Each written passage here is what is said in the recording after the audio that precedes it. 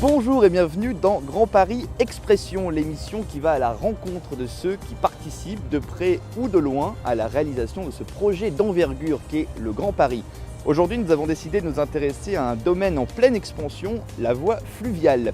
Alors, quel rapport entre le bateau et le métro? Bien, vous allez voir que l'un ne va pas sans l'autre. Voici l'interview d'Alexis Rouc, directeur général de Port de Paris. Alexis Rouc, bonjour. Bonjour. Port de Paris est très engagé dans le projet du Grand Paris, on va en parler tout à l'heure. Quel regard vous portez, vous, sur le Grand Paris? Alors, Port de Paris voit le Grand Paris avec deux horizons. Le premier horizon, c'est l'horizon métropolitain. Et ça, c'est le chantier du Grand Paris Express, les chantiers du Grand Paris Express qui le matérialisent. Et nous venons de signer une convention de partenariat avec la SGP pour matérialiser notre offre de service vis-à-vis de la SGP pour faciliter le développement de ces chantiers. Mais plus généralement, une échelle un peu plus vaste, un horizon un peu plus dégagé, Port de Paris est engagé sur le développement de la vallée de la Seine à travers la constitution d'un ensemble portuaire qui s'appelle AROPA, comme Havre, Rouen, Paris, que nous développons avec nos collègues des ports maritimes normands, et qui donne un horizon un peu plus large au Grand Paris, une autre ambition, cette fois-ci l'ambition de faire vivre la vallée de la Seine au-delà de la seule métropole francilienne. AROPA est le 5e ensemble portuaire nord-européen. Pouvez-vous nous en dire plus sur son organisation, ses activités? Alors, AROPA, c'est deux choses.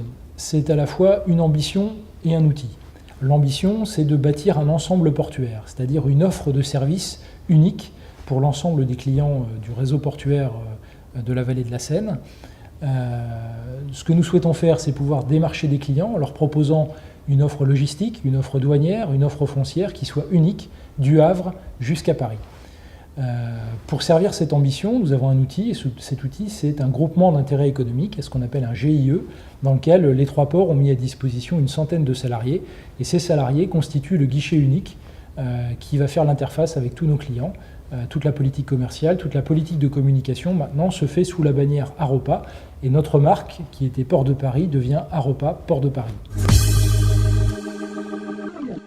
Vous l'avez dit tout à l'heure, vous venez de signer une convention avec la Société du Grand Paris concernant l'évacuation des déblais des travaux du Grand Paris Express. Quels en sont les objectifs? Alors l'objectif de cette convention, c'est de croiser les besoins de la Société du Grand Paris avec l'offre de Port de Paris.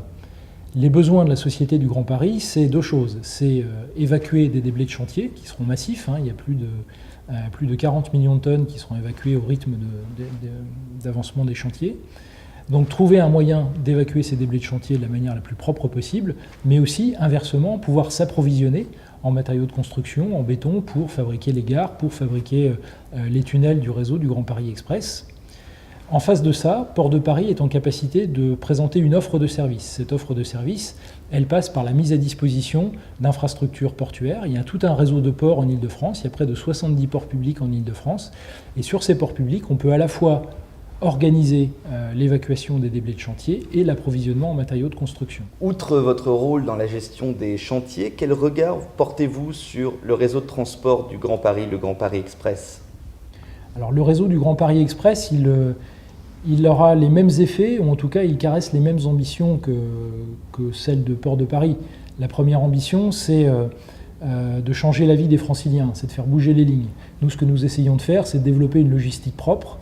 Et ce qu'essaye de faire la Société du Grand Paris, c'est de changer le transport de personnes. Donc nous, sur le plan du transport de marchandises, la Société du Grand Paris, sur le plan du transport de personnes, eh bien, nous essayons à la fois d'être apporteurs de solutions, créateurs de valeur, en essayant de localiser de l'emploi, localiser de la croissance en Île-de-France. Nous essayons de participer à la mutation, à la transformation de l'Île-de-France. Nous, dans notre secteur portuaire et fret, et la Société du Grand Paris, dans son domaine transport de passagers et transport public. Alors il se trouve que moi je suis un grand banlieusard et que j'habite en bout de ligne du RER. Il se trouve qu'un soir je suis sorti très tard du travail et que le RER n'allait pas jusque chez moi. Je me suis retrouvé sur le quai, il y avait deux personnes, moi et le conducteur de la rame.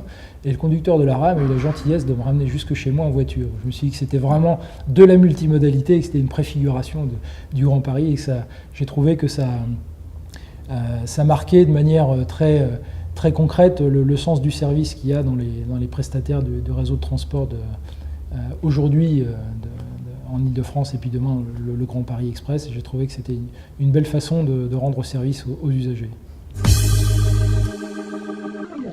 Mon coup de cœur Grand Paris, ça ne peut pas être autre chose que les fleuves et les rivières d'Île-de-France, évidemment. L'Île-de-France, c'est plus de 700 km de rivières, 500 km de voies navigables à grand gabarit. Et donc, l'espoir que je caresse, c'est que l'aventure Grand Paris, elle se traduise non seulement dans le réseau ferré, mais aussi sur le réseau fluvial, et qu'on saisisse l'occasion de toute cette réflexion autour de la métropole, autour du Grand Paris, pour cesser de tourner le dos au fleuve et revenir vers lui. C'est une dynamique qui est déjà engagée, mais dont j'espère qu'elle sera encore plus soutenue à la faveur de toutes les réflexions qui sont engagées autour du fonctionnement de la métropole et de la vallée de la Seine. Alors, mon souhait au Grand Paris, c'est qu'ils réussissent à faire bouger les lignes.